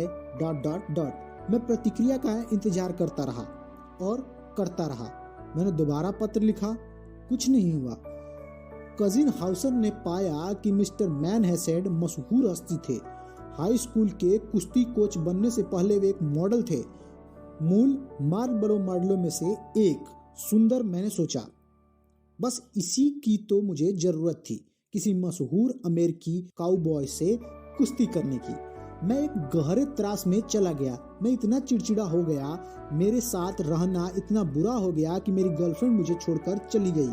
हर रात मैं डिनर पर अपने परिवार के साथ बैठता था, लेकिन माँ के पॉट रोस्ट और सब्जियों को अपनी प्लेट में घुमाता रहता था। फिर मैं डैडी के साथ कोने में बैठकर टीवी को उदास अंदाज से घूरता रहता था। डैडी बोले, बक, तुम तो ऐसे दिख रहे हो जैसे किसी ने तुम्हारे सिर पर मोटा डंडा मार दिया हो, इसे छोड़ दो। लेकिन मैं छोड़ नहीं सकता था। मैं ओनित्सुका में अपनी मीटिंग को बार बार याद करता था। एग्जीक्यूटिवों ने मेरे प्रति बहुत विनम्रता दिखाई थी। उन्होंने मेरे सामने सिर झुकाया था और मैंने भी। मैं उनके साथ ईमानदार रहा था ज्यादातर मामलों में। निश्चित रूप से मैं तकनीकी दृष्टि से ब्लू रिबन नामक कंपनी का मालिक नहीं था, लेकिन यह तो बाल की खाल निकालना हुआ। अब मैं उसका मालिक था और यह अकेले ही टाइगर जूतों को वेस्ट कोस्ट पर लाई थी। और अगर ओनित्सुका मुझे आधा मौका देती तो मेरी कंपनी टाइगर जूतों को 10 गुना ज्यादा बेच सकती थी। इसके बजाय कंपनी मुझे बेदखल कर रही है, मुझे मार्लबरो आदमी के चक्कर में धक्का निकालकर बाहर कर रही है। जहां पैसा दिखेगा वहीं हम जाएंगे। गर्मियां खत्म होने तक भी ओनित्सुका वालों का कोई जवाब नहीं आया। मैंने जूते बेचने का विचार छोड़ दिया, लेकिन फिर मजदूर दिवस पर मेरा इरादा बदल गया। मैं हार नहीं मान सकता था, अभी नहीं। और हार नहीं मानने का मतलब था कि मुझे दोबारा जापान जाना होगा। मुझे ओनित्सुका के साथ आर पार की निर्णायक मुठभेड़ करनी होगी। मैंने यह विचार अपने डैडी को बताया। उन्हें अब भी यह पसंद नहीं था कि मैं जूतों के साथ गधे की तरह भटकता फिरूं, लेकिन उन्हें यह सख्त नापसंद था कि कोई उनके बेटे के साथ धोखा करे। उन्होंने अपनी भौं तानी। वे बोले, तुम्हें शायद जाना चाहिए। मैंने अपनी माँ से बात की। वो बोली, इसमें शायद वाली कोई बात ही नहीं है। वास्तव में वे कार से मुझे हवाई अड्डे तक छोड़ने आई। 50 साल बाद मैं हम दोनों को उस कार में देख सकता हूँ। मुझे उस यात्रा का हर विवरण याद है। यह एक चमकदार और साफ दिन था, कोई नमी नहीं थी और तापमान 80 के आसपास था। हम दोनों ही धूप को विंडशील्ड पर खेलते देखते रहे और कुछ नहीं बोले। हमारे बीच वैसी ही खामोशी थी जैसी तब रहा करती थी जब वे मुझे स्पर्धाओं में कार से छोड़ने जाती थी। मैं अपनी घबराहट से लड़ने में इतना व्यस्त रहता था कि कुछ बोल नहीं सकता था और वे बाकी किसी से भी ज्यादा अच्छी तरह समझती थी। जो रेखाएं हम संकट में अपने चारों ओर खींचते हैं वे उनका सम्मान करती थी। फिर हवाई अड्डे के करीब पहुंचने पर उन्होंने खामोशी तोड़ी। वे बोली, बस अपने असली रूप में रहना। मैंने खिड़की से बाहर देखा, अपने असली रूप में रहूं? सचमुच? क्या यह मेरा सर्वश्रेष्ठ विकल्प है? स्व का अपमान करना स्व को भूलना है। मैंने नीचे की तरफ देखा। मैं निश्चित रूप से खुद जैसी पोशाक नहीं पहने था। मैं एक नया सूट पहने था, कोयले जैसा भूरा, और मेरे हाथ में एक छोटा सूटकेस था। साइड पॉकेट में एक नई पुस्तक थी, how to do business with the Japanese. भगवान ही जानता था कि मैंने इसके बारे में कैसे या कहाँ सुना था, और अब मैंने इस आखिरी विवरण को याद करने के लिए त्योरी चढ़ा ली। मैंने काला बाउलर हैट भी पहनी थी। मैंने इसे खास तौर पर इस यात्रा के लिए खरीदा था, यह सोचकर कि इससे मैं ज्यादा बड़ा दिखने लगूंगा, लेकिन इसकी वजह से मैं पागल दिख रहा था, बिल्कुल पूरी तरह पागल, मानो मैं किसी विक्टोरियन पागल खाने से भागकर मैग्रिटे की पेंटिंग के भीतर आया हूँ। मैंने उड़ान का ज्यादातर समय how to do business with Japanese को याद करने में बिताया। जब मेरी आंखें थक गई तो मैंने पुस्तक बंद कर दी और खिड़की के बाहर घूरने लगा। मैंने खुद से बात करने और खुद को कोचिंग देने की कोशिश की।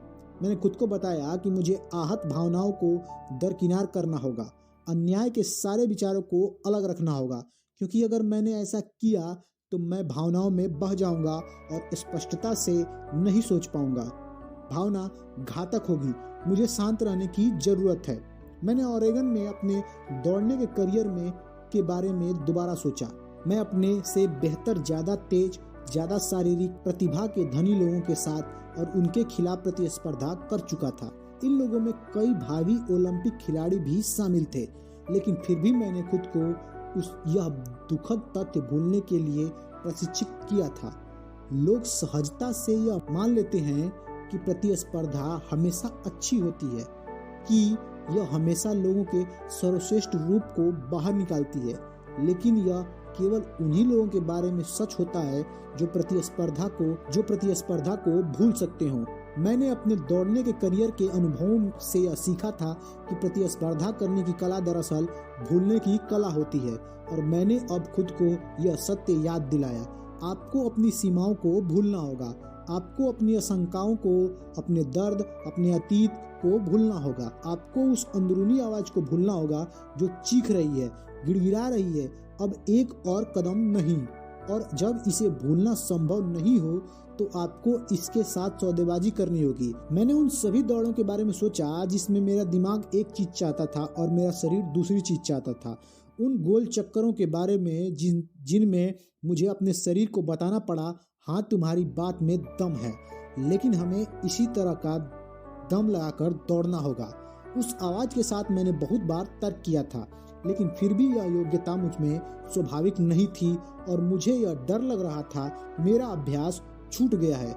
यह विमान हैनेडा विमानतल पर नीचे उतरा तो मैंने खुद को याद दिलाया कि मुझे अपनी पुरानी योग्यता का जल्दी से आह्वान करना होगा, वरना हार तय है। मैं हारने के विचार को बर्दाश्त नहीं कर सकता था। 1964 के ओलंपिक जापान में होने वाले थे, इसलिए मेरे पास कोबे में बिल्कुल नए वाजिब दाम पर ठहरने के काफी विकल्प थे। मुझे न्यूपोर्ट के व्यापारिक केंद्र में एक कमरा मिल गया जिसमें सबसे ऊपर एक घूमता रेस्तरां था। सिएटल की स्पेस नीडल की मीनार की तरह ऐसा अमेरिकी स्पर्श जिससे मेरी घबराहट शांत हुई। सामान खोलने से पहले मैंने ओनित्सुका को फोन किया और एक संदेश छोड़ा, मैं जापान में हूँ और मैं एक मीटिंग के लिए आना चाहता हूँ। फिर मैं पलंग के कोने पर बैठकर फोन को घूरने लगा। आखिरकार फोन की घंटी बजी। स्पष्ट आवाज वाली सेक्रेटरी ने मुझे जानकारी दी कि ओनित्सुका में मेरे संपर्क मिस्टर मियाजाकी अब वहाँ काम नहीं करते थे। बुरा संकेत। उनकी जगह पर मिस्टर मोरिमोटो आ गए थे और वे यह नहीं चाहते थे कि मैं कंपनी के मुख्यालय आऊं। बहुत बुरा संकेत। सेक्रेटरी ने कहा कि इसके बजाय मिस्टर मोरिमोटो मेरे होटल के घूमते रेस्तरां में चाय पर मुझसे मिलने आएंगे कल सुबह। मैं जल्दी सो गया, लेकिन बेचैनी भरी नींद सोया। कार दौड़, जेल द्वंद्व, युद्ध के सपने, वही सपने जो किसी बड़ी मीटिंग या डेटिंग या परीक्षा से पहले रात को मुझे हमेशा सताते थे। मैं सुबह उठा, मैंने गर्म चावल पर ढले कच्चे अंडे का नाश्ता किया और थोड़ी ग्रिल की हुई मछली तथा ग्रीन टी के साथ इसे गले से उतारा। फिर how to do business with Japanese के कंठस्थ अंशों को दोहराते हुए मैंने अपने पीले जबड़ों पर शेविंग की। एक दो जगह चेहरा कट गया और मुझे खून रोकने में मुश्किल आई। मैं बहुत बुरा दिख रहा हूँगा। आखिरकार मैंने सूट पहना और लिफ्ट की तरह बढ़ा। जब मैंने उस सबसे ऊपरी मंजिल का बटन दबाया तो मैंने गौर किया कि मेरे हाथ हड्डी की तरह सफेद था। मोरिमोटो समय पर आ गए। वे मेरी उम्र के करीब थे, लेकिन कहीं ज्यादा परिपक्व, ज्यादा आत्मविश्वासी। उन्होंने एक अस्त व्यस्त स्पोर्ट कोट पहना था और उनका चेहरा भी उतना ही अस्त व्यस्त लग रहा था। हम खिड़की के पास वाली टेबल पर बैठे। तुरंत ही वेटर के ऑर्डर लेने आने से पहले ही मैं अपना पक्ष रखने लगा। मैंने हर वह चीज कह दी जो मैंने कसम खाई थी कि मैं नहीं कहूँगा। मैंने मोरिमोटो को बताया कि मैं इस बात से कितना दुखी था कि वह मार्लबरो मैन मेरे क्षेत्र पर अतिक्रमण कर रहा था। मैंने कहा कि मुझे यह लगा था कि मैं पिछले साल जिन अधिकारियों से मिला था उनसे मेरा व्यक्तिगत जुड़ाव हो गया था और इसकी पुष्टि मिस्टर मियाजाकी के पत्र से होती थी, जिसमें यह कहा गया था कि 13 पश्चिमी राज्य पूरी तरह से मेरे थे। इसलिए मैं इस व्यवहार को समझ नहीं पा रहा था। मैं निष्पक्षता के सम्मान के मोरिमोटो के एहसास के प्रति आग्रह किया। मोरिमोटो असहज दिखने लगा, इसलिए मैंने सांस ली और ठहरा। मैंने इसे व्यक्तिगत से उठाकर पेशेवर कर लिया। मैंने अपनी जोरदार बिक्री का उल्लेख किया। मैंने अपने साझेदार का नाम लिया, वे मशहूर कोच जिनकी प्रतिष्ठा का डंका प्रशांत महासागर के दूसरी ओर भी बज रहा था। मैंने इस बात पर जोर दिया कि अगर मुझे मौका दिया जाए तो मैं ओनित्सुका के लिए भविष्य में क्या कर सकता हूँ। मोरिमोटो ने चाय की चुस्की ली। जब यह स्पष्ट हो गया कि मेरी बात खत्म हो गई थी तो उन्होंने अपना कप रख दिया और खिड़की से बाहर देखने लगे। धीरे धीरे हम कोबे के ऊपर घूमे। मैं आपको बताता हूँ, एक और बेचैन रात। मैं कई रात उठा, खिड़की तक गया, जहाजों को कोबे की गहरी बैगनी खाड़ी में झूलते उतरते देखा। मैंने सोचा, सुंदर जगह, कितनी बुरी बात है, यह सुंदरता मुझसे परे है। जब आप हारते हैं तो सारा संसार सुंदरता से रहित होता है और मैं हारने वाला था बुरी तरह। मैं जानता था कि सुबह मोरिमोटो मुझसे कहेंगे कि उन्हें अफसोस है, कोई व्यक्तिगत चीज नहीं थी, यह केवल व्यवसाय था। लेकिन वे मार्लबरो वाले आदमी के पक्ष में फैसला सुना रहे हैं। सुबह 9 बजे पलंग के पास वाले फोन की घंटी बजी। मोरिमोटो, श्री ओनित्सुका खुद आपसे मिलना चाहते हैं, उन्होंने कहा। मैंने अपना सूट पहना और टैक्सी पकड़कर ओनित्सुका के मुख्यालय पहुंचा। सम्मेलन कक्ष में जाने पहचाने सम्मेलन कक्ष में मोरिमोटो ने मुझे टेबल के बीच में रखी कुर्सी की तरफ इशारा किया। इस बार मुख्य सिरे पर नहीं बल्कि बीच में, कोई सिर झुकाना नहीं। वे मेरे सामने बैठे और मुझे घूरा। जब कमरा एग्जीक्यूटिव से धीरे धीरे भरने लगा, जब हर अधिकारी वहां पहुंच गया तो मोरिमोटो ने मेरी तरफ सिर हिलाया। उन्होंने कहा, है। मैं कूद पड़ा और बुनियादी तौर पर वही दोहराया जो मैं पिछली सुबह मोरिमोटो से कहा था। जब मैंने धारा प्रवाह आवाज में तेजी से चढ़ते हुए अंदाज में अपनी बात रख दी और उपसंहार की तैयारी कर रहा था, तभी सारे सिर दरवाजे की तरफ घूम गए और मैं वाक्य के बीच में ही रुक गया। कमरे का तापमान 10 डिग्री कम हो गया था। कंपनी के संस्थापक ओनित्सुका आ गए थे। गहरा नीला इतालवी सूट और रोएदार कारपेट जितने मोटे काले बाल। उन्हें देखकर इस सम्मेलन कक्ष में हर व्यक्ति में डर का संचार होगा। बहरहाल वे इससे अनजान दिख रहे थे। उनकी तमाम शक्ति और दौलत के बावजूद वे विनम्र दिख रहे थे। पैर घसीटकर चलने वाली चाल चलते हुए वे आगे आए और कोई संकेत नहीं दिया। वे तमाम बासों के बॉस थे और जूतों के बादशाह थे। धीरे धीरे उन्होंने टेबल के चारों ओर अपना रास्ता तय किया और हर एग्जीक्यूटिव से आंखों से संक्षिप्त संपर्क किया। अंततः वो मुझ तक आए। हमने एक दूसरे के सामने सिर हिलाया, फिर झुकाया और हाथ मिलाए। जब वे टेबल के सिरे पर अपनी जगह पर बैठे तो मोरिमोटो ने मेरे आने का कारण सारांश में बताने की कोशिश की।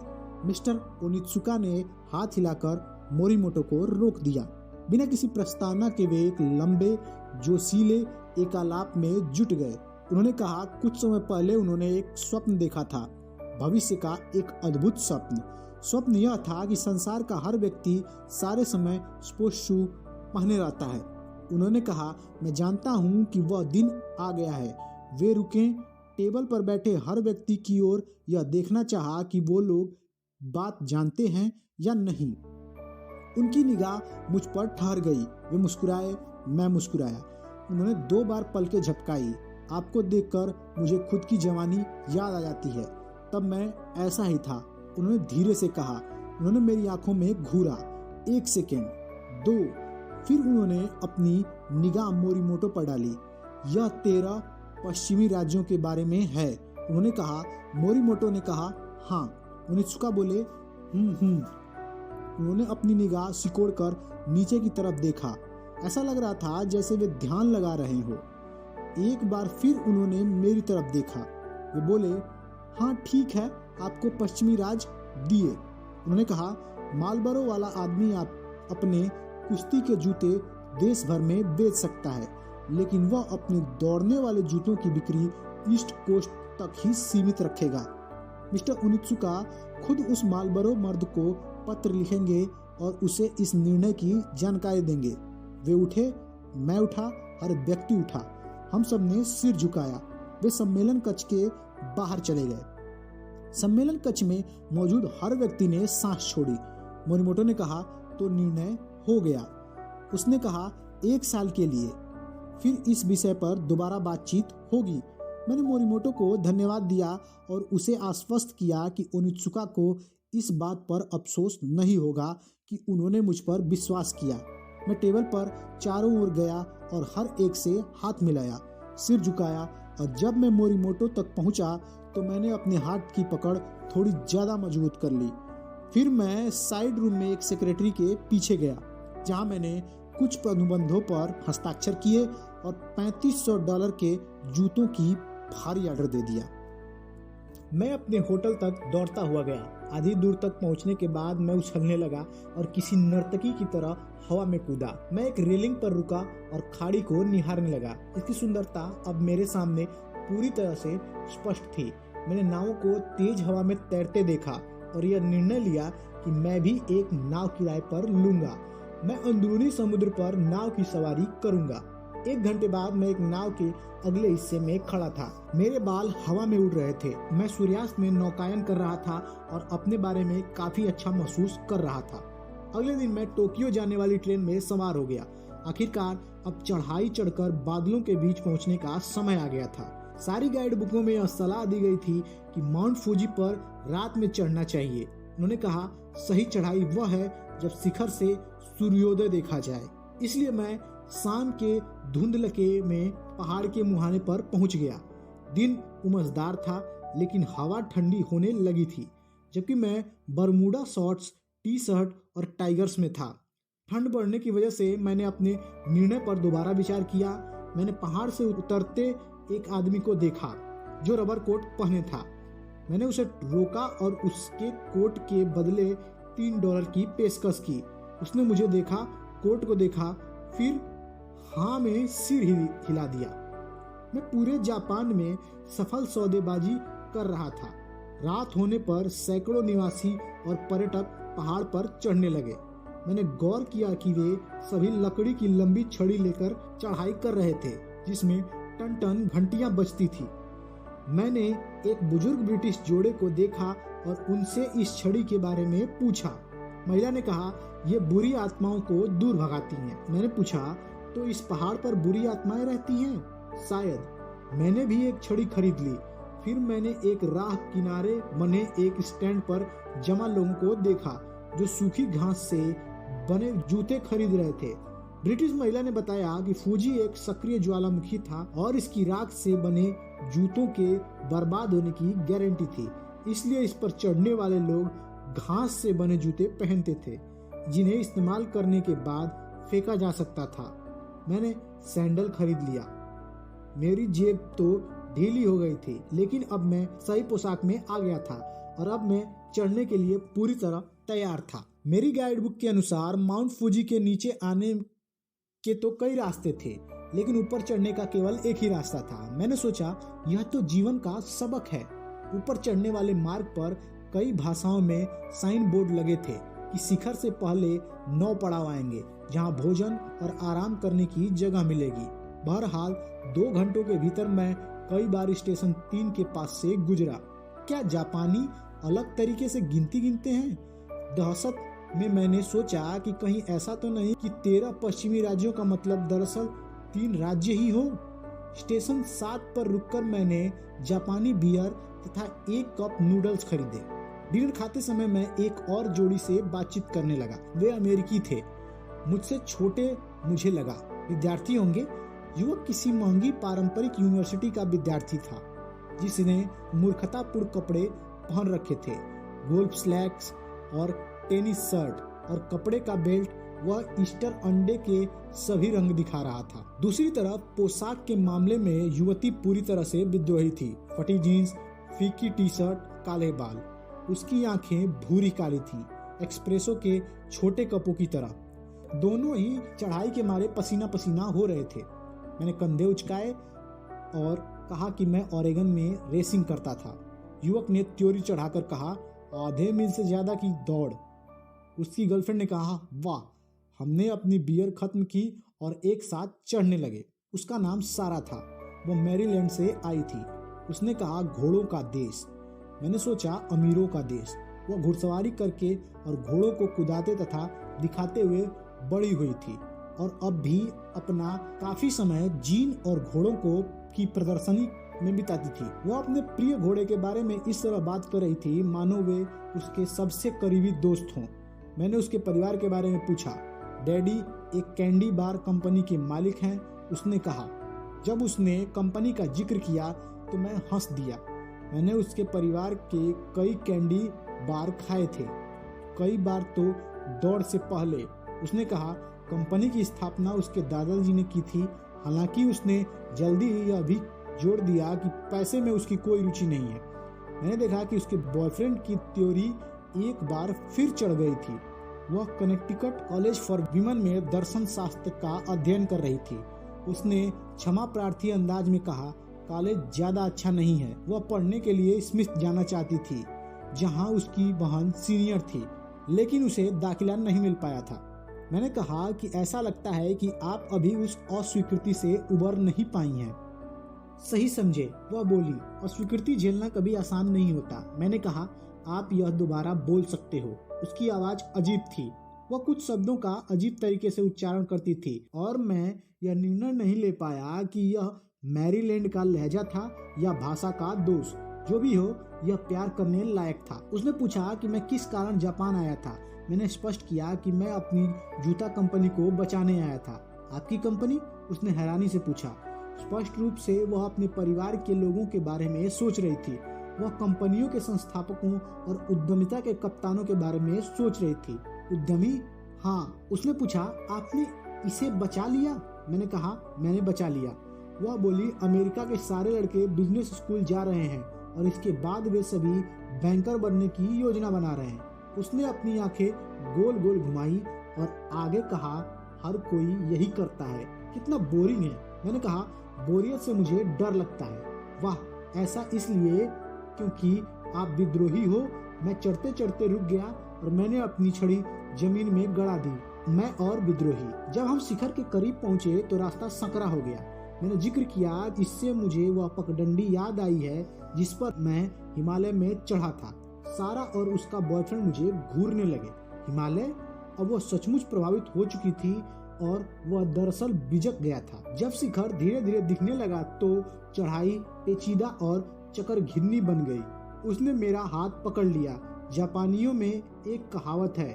उसके बॉयफ्रेंड ने अपने कंधों के ऊपर से हमसे और हर एक से चिल्लाकर कहा, समझदार इंसान फूजी पर एक बार चढ़ता है और मूर्ख इस पर 2 बार चढ़ता है। कोई भी नहीं हंसा। हालांकि मैं उसके ईस्टर एग जैसे कपड़ों पर हंसना चाहता था। शिखर पर हम लकड़ी के एक बड़े तोरण द्वार के पास पहुंचे।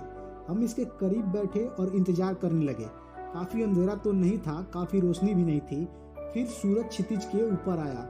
मैंने सारा और उसके बॉयफ्रेंड को बताया कि जापानी धार्मिक सीमा वाले प्रदेशों पर तोरण द्वार लगाते हैं, इस संसार और आगे वाले संसार के बीच में प्रवेश द्वार पर। जब भी आप लौकिक से पवित्र तक पहुंचेंगे तो आपको एक तोरण द्वार मिलेगा।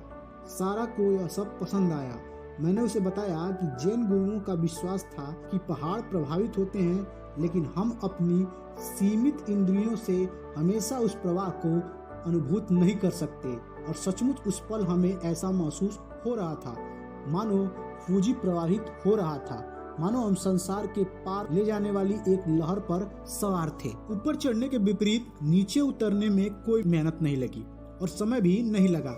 नीचे पहुंचकर मैंने सिर झुकाया और सारा तथा ईस्टर एग से विदा ली। आपसे मिलकर अच्छा लगा। सारा ने पूछा, आप कहाँ जा रहे हैं? मैंने कहा, मैं सोचता हूँ कि मैं आज रात हकोनो इनमें ठहरने वाला हूँ। वह बोली, ठीक है, मैं भी आपके साथ आ रही हूँ। मैंने एक कदम पीछे खींचा। मैंने बॉयफ्रेंड की तरफ देखा। उसकी त्योरी चढ़ी हुई थी। आखिरकार मुझे इस बात का एहसास हुआ कि वह उसका बॉयफ्रेंड नहीं था। Happy Easter. हमने 2 दिन उस सराय में गुजारे, हंसते हुए, बात करते हुए, गिरते लुढ़कते हुए। हमने कहा, काश यह सब कभी खत्म नहीं हो, लेकिन जाहिर है इसे होना था। मुझे टोक्यो जाकर घर वापसी के लिए विमान पकड़ना था और सारा बाकी जापान देखने के लिए संकल्पित थी। हमने एक दूसरे से दोबारा मिलने की कोई योजना नहीं बनाई। वह एक स्वतंत्र आत्मा थी, इसलिए वह योजनाओं में विश्वास नहीं करती थी। उसने कहा, अलविदा।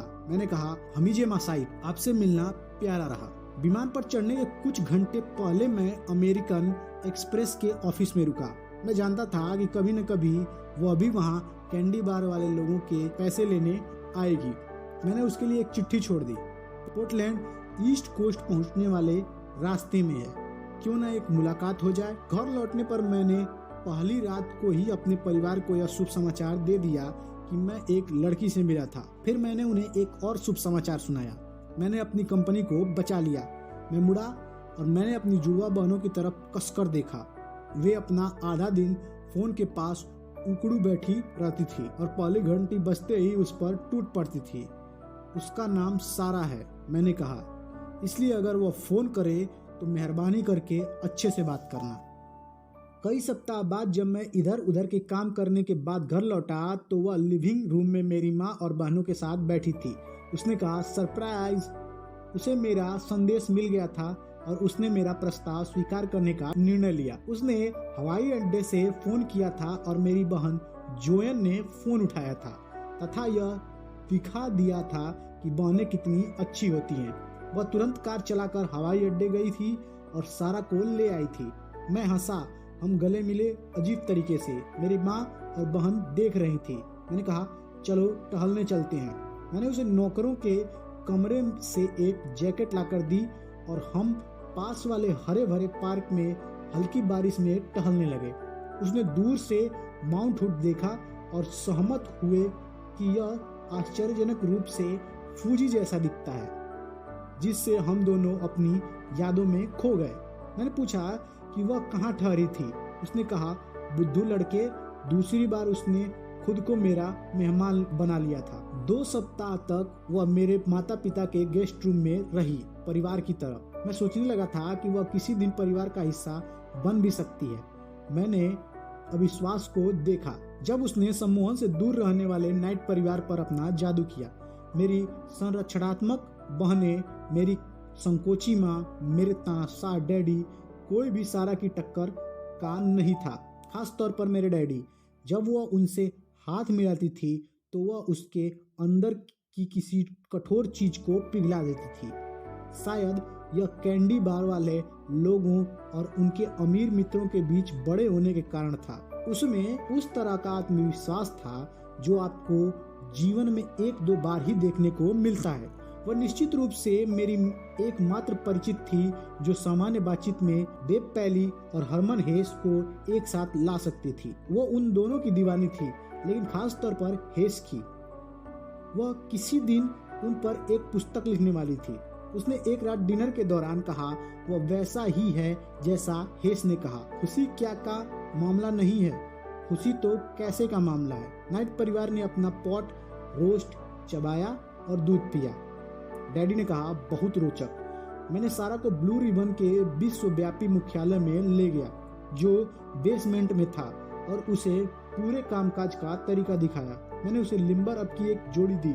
जब हम कार से समुद्र तट तक गए तो वह उन्हें पहनकर गई। हम हम्बग माउंटेन पर चढ़ने गए और सीपी भरे तट पर कीकड़े पकड़ने और जंगलों में हकलबरी चुनने भी। 80 फुट के फर के वृक्ष के नीचे खड़े होकर हमने एक रसीला चुम्बन लिया। जब वह विमान से मैरीलैंड चली गई तो मैं बावला हो गया। मैंने हर दूसरे दिन उसे पत्र लिखा, मेरे पहले प्रेम पत्र। प्रिय सारा, मैं तुम्हारे साथ उस तोरण द्वार के पास बैठने के बारे में सोचता हूँ। उसने हमेशा पत्र का जवाब तुरंत दिया। वो हमेशा अपने प्रेम का इजहार करती थी। 1964 के क्रिसमस में वह लौटी।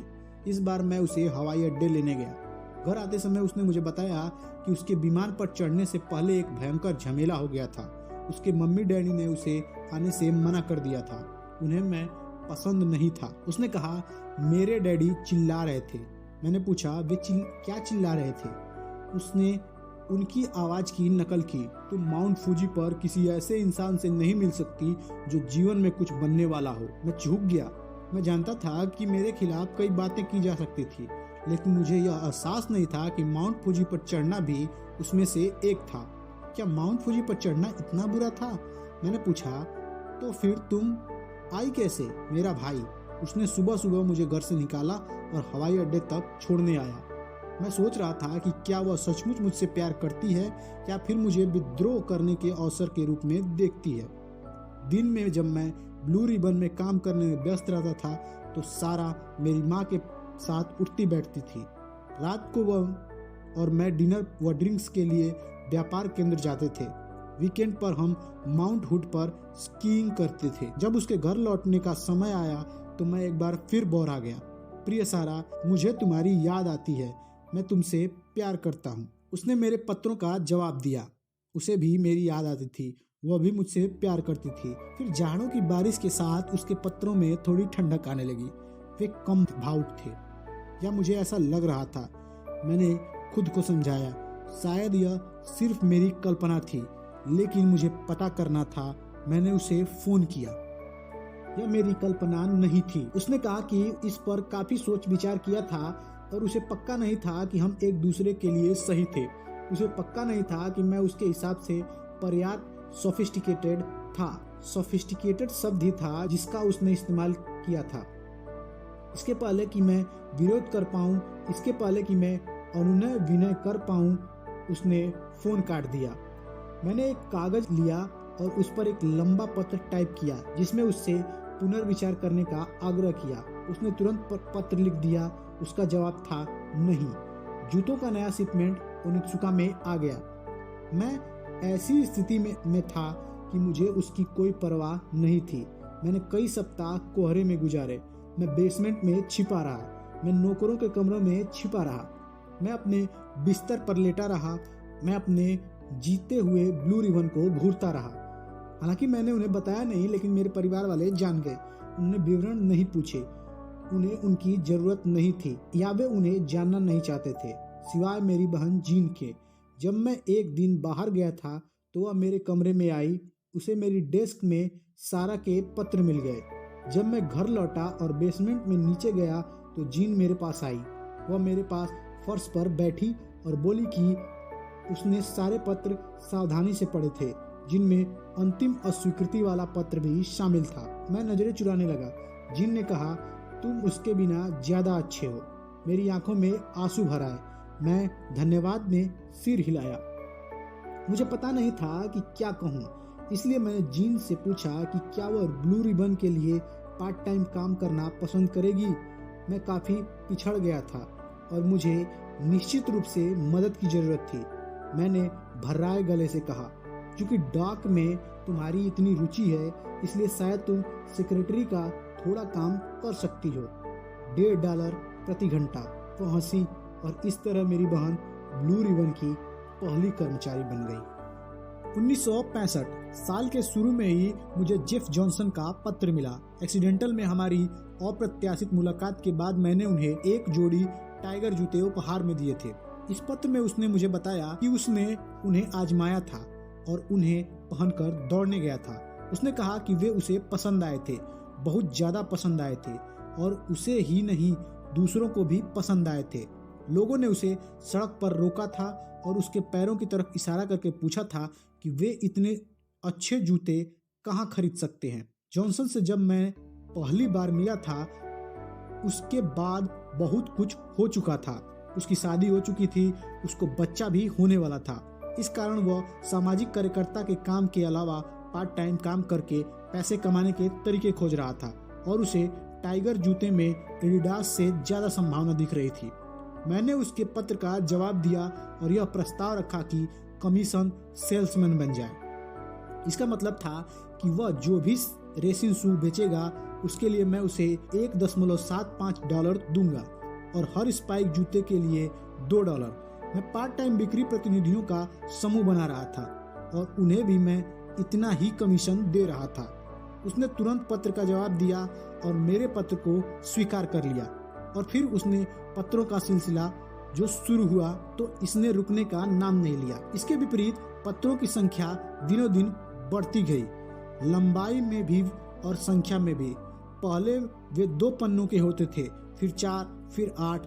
पहले वे हर कुछ दिन में आते थे, फिर वे ज्यादा तेजी से आने लगे और किसी जल प्रपात की तरह डाक में लगभग हर दिन गिरने लगे, जिनमें वापसी का वही पता लिखा होता था, PO बॉक्स 492 सील बीच CA 90740। आखिरकार नौबत यहाँ तक आ गई कि मैं यह सोचने लगा कि इस आदमी को मैंने क्यों रखा था। जाहिर है मुझे उसकी ऊर्जा पसंद थी और उसके उत्साह में दोष खोजना मुश्किल था, लेकिन मुझे चिंता होने लगी कि कहीं ये दोनों चीजें उसमें जरूरत से ज्यादा तो नहीं थी। 20वें या 25वें पत्र आने पर मुझे यह चिंता सताने लगी कि कहीं यह आदमी खिसका हुआ तो नहीं है। मैंने सोचा कि हर चीज इतनी हड़बड़ी में बदहवासी में करने की क्या जरूरत है। मैंने सोचा कि क्या कभी कोई ऐसा दिन आएगा जब उसके पास मुझे बताने या पूछने के लिए इतनी व्यग्रता भरी चीजें नहीं होंगी। मैंने सोचा कि क्या कभी कोई ऐसा दिन भी आएगा जब उसके पास के डाक टिकट खत्म हो जाएंगे और इस कारण वह मुझे पत्र नहीं लिख पाएगा। ऐसा लगता था जब भी जॉनसन के दिमाग में कोई विचार आता था तो वह उसे तुरंत लिख देता था और एक लिफाफे में भरकर मुझे देता था। वह मुझे लिखकर बताता था कि उसने उस सप्ताह कितने टाइगर बेचे थे। वह बताता था कि उसने उस दिन कितने टाइगर बेचे थे। वह बताता था कि हाई स्कूल रेंज में किन खिलाड़ियों ने टाइगर शू पहने थे और वे किस स्थान पर आए थे। वह बताता था कि वह अपने बिक्री इलाके को कैलिफोर्निया से आगे फैलाना चाहता है और एरिजोना तथा संभवतः न्यू मैक्सिको को शामिल करना चाहता था। उसने यह भी सुझाव देने के लिए पत्र लिखा कि हम लॉस एंजलिस में एक रिटेल स्टोर खोल लें। उसने यह बताने के लिए पत्र लिखा कि वह दौड़ संबंधी पत्रिकाओं में विज्ञापन देने की सोच रहा है और इस बारे में मेरा क्या विचार है। उसने पूरी जानकारी देने के लिए पत्र लिखा कि उसने दौड़ संबंधी पत्रिकाओं में विज्ञापन दिए थे और लोगों ने अच्छी प्रतिक्रिया दी थी। उसने यह पूछने के लिए पत्र लिखा कि मैं उसके पिछले पत्रों का जवाब क्यों नहीं दिया। उसने प्रोत्साहन का आग्रह करने का वाला भी पत्र लिखा।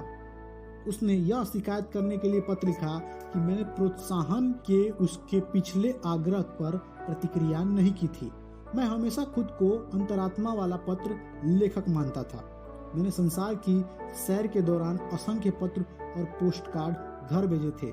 मैंने सारा को निष्ठापूर्वक पत्र लिखे थे और मैं हमेशा जॉनसन के पत्रों का जवाब देने का इरादा रखता था, लेकिन मैं जवाब लिख पाऊं इससे पहले उसका एक और पत्र आ धमकता था और इंतजार करता रहता था। उसके पत्रों की भारी संख्या के बारे में कोई ऐसी चीज थी जिसे मैं पंगु हो जाऊं। उसकी जरूरत के बारे में कोई ऐसी चीज थी जिसकी वजह से मैं उसे प्रोत्साहित नहीं करना चाहता था। कई रातों को मैं अपने बेसमेंट की वर्कशॉप में ब्लैक रॉयल टाइपराइटर पर बैठा था। रोलर में एक कागज लगाता था और टाइप करता था प्रिय जेफ, और फिर मैं खाली जगह छोड़ देता था। मैं नहीं जानता था कि कहाँ से शुरू करूं, उसके 50 सवालों में से किस सवाल के जवाब से शुरू करूं। इसलिए मैं उठकर दूसरी चीजें करने लगता था और अगले ही दिन जॉनसन का एक और पत्र आ जाता था या 2। जल्दी ही मैं 3 पत्र पीछे हो जाता था और अटके हुए लेखक के अवरोध का शिकार हो जाता था। मैंने जॉनसन की फाइल से निपटने की जिम्मेदारी जीन को सौंप दी। उसने कहा,